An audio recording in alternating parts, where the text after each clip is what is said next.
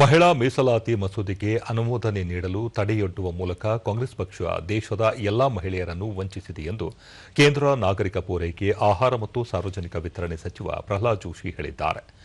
ತಿರುವನಂತಪುರದಲ್ಲಿ ಇಂದು ಅವರು ಕ್ಷೇತ್ರ ಪುನರ್ ವಿಂಗಡಣೆಯಿಂದ ದಕ್ಷಿಣ ರಾಜ್ಯಗಳ ಲೋಕಸಭಾ ಸ್ಥಾನಗಳ ಸಂಖ್ಯೆ ಇಳಿಕೆಯಾಗಲಿದೆ ಎಂದು ಕಾಂಗ್ರೆಸ್ ಜನರಿಗೆ ತಪ್ಪು ಮಾಹಿತಿ ನೀಡುತ್ತಿದೆ. ಆದರೆ ಸೀಟುಗಳ ಸಂಖ್ಯೆ ಯಾವುದೇ ರೀತಿಯಲ್ಲಿ ಇಳಿಕೆಯಾಗುವುದಿಲ್ಲ ಎಂದು ಸ್ಪಷ್ಟಪಡಿಸಿದರು. ಕ್ಷೇತ್ರ ಪುನರ್ ವಿಂಗಡಣೆಯ ಪ್ರಕ್ರಿಯೆಯ ಬಗ್ಗೆ ಸ್ಪಷ್ಟವಾದ ಮಾಹಿತಿ ನೀಡಿದ ಹೊರತಾಗಿಯೂ ವಿರೋಧ ಪಕ್ಷಗಳು ಮಸೂದೆಯನ್ನು ಬೆಂಬಲಿಸದೆ ಮಹಿಳಾ ಮೀಸಲಾತಿಯ ಜಾರಿಗೆ ಅಡ್ಡಿಯುಂಟು ಮಾಡಿವೆ. ಈ ಹಿಂದೆಯೂ ಕಾಂಗ್ರೆಸ್ ಮಹಿಳೆಯರಿಗೆ ಮೀಸಲಾತಿ ನೀಡುವುದನ್ನು ವಿರೋಧಿಸಿತ್ತು ಎಂದು ಹೇಳಿದರು. 2010ರಲ್ಲಿ ಯುಪಿಎ ಸರ್ಕಾರದ ಅವಧಿಯಲ್ಲಿ ಮಹಿಳಾ ಮೀಸಲಾತಿ ಮಸೂದೆಯನ್ನು ಸಂಸತ್ತಿನಲ್ಲಿ ಮಂಡಿಸಿದಾಗ ಬಿಜೆಪಿ ಅದನ್ನು ಸಂಪೂರ್ಣವಾಗಿ ಬೆಂಬಲಿಸಿತ್ತು. ಆದರೂ ಕೆಲವು ಮಿತ್ರಪಕ್ಷಗಳ ವಿರೋಧದಿಂದಾಗಿ ಕಾಂಗ್ರೆಸ್ ಅದನ್ನು ಮುಂದುವರಿಸುವ ಇಚ್ಛಾಶಕ್ತಿಯನ್ನು ವ್ಯಕ್ತಪಡಿಸಲಿಲ್ಲ.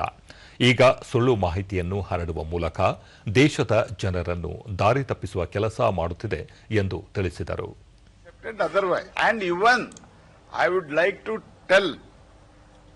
To the most educated people of the Kerala that even assurance, commitment during the course of discussion on any bill, if minister makes a statement, then it should be made as the part of the law.